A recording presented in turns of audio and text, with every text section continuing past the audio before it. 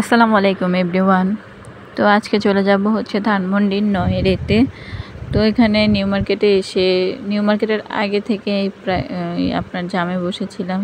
Eden কলেজের থেকে জামে বসতে বসতে প্রায় 2 ঘন্টা জামে বসে তারপরে চলে যেতে পেরেছি হচ্ছে আপনার ধানমন্ডি নয়রেতে।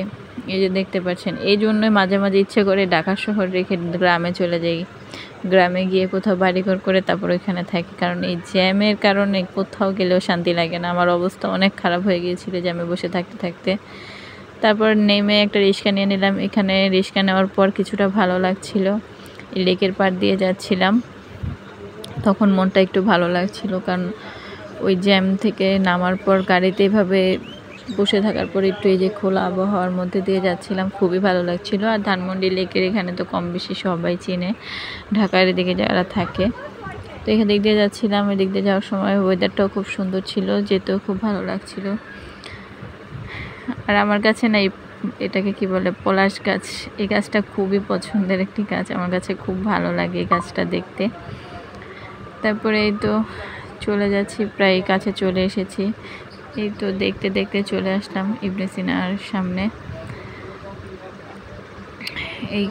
এখানে এসে মনে করেন এসেছিলাম তাইফার বাবার আজকে এন্ডোস্কোপি করব।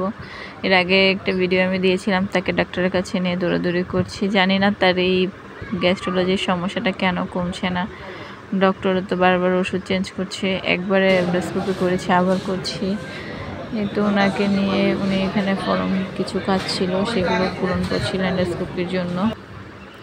আমি বসেছিলাম, ওনাকে এন্ডোস্কোপি করতে পাঠিয়েছি। বুকটা ধুকধুক করছিল, ভালো লাগছিল না, অনেক টেনশন করছিলাম, কারণ উনি এন্ডোস্কোপি করার এর আগের বারও যখন করেছিল তো অনেক কষ্ট হয়েছিল, এবারও ভয় পাচ্ছিল, কারণ এন্ডোস্কোপিটা উনি করতে চায় না, তার অনেক ভয় লাগে। তখন আল্লাহ রোগ দিলে আমাদের তো আর কিছু করার থাকে না।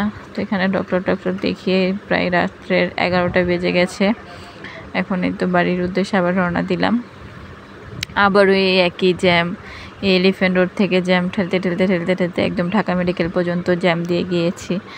এই ঢাকার শহরের যে জ্যাম, কী কারণে এত রাত্রেও যে জ্যাম আল্লাহ মাবুদ জানে।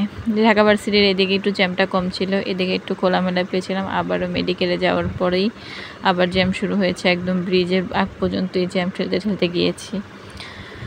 তো সবাই আমার হাজব্যান্ডের জন্য দোয়া করবেন, আল্লাহ যেন ওনাকে খুব তাড়াতাড়ি সুস্থ করে দেয়। তার এই গ্যাস্ট্রিকের সমস্যাটার জন্য অনেক দিন ধরে দৌড়াদৌড়ি করছি, অনেক ডাক্তার দেখাচ্ছি, যে আল্লাহ যেন এটা থেকে শেফা দান করে। সবাই দোয়া করবেন, সবাই ভালো থাকবেন, সুস্থ থাকবেন, হেফাজতে থাকবেন।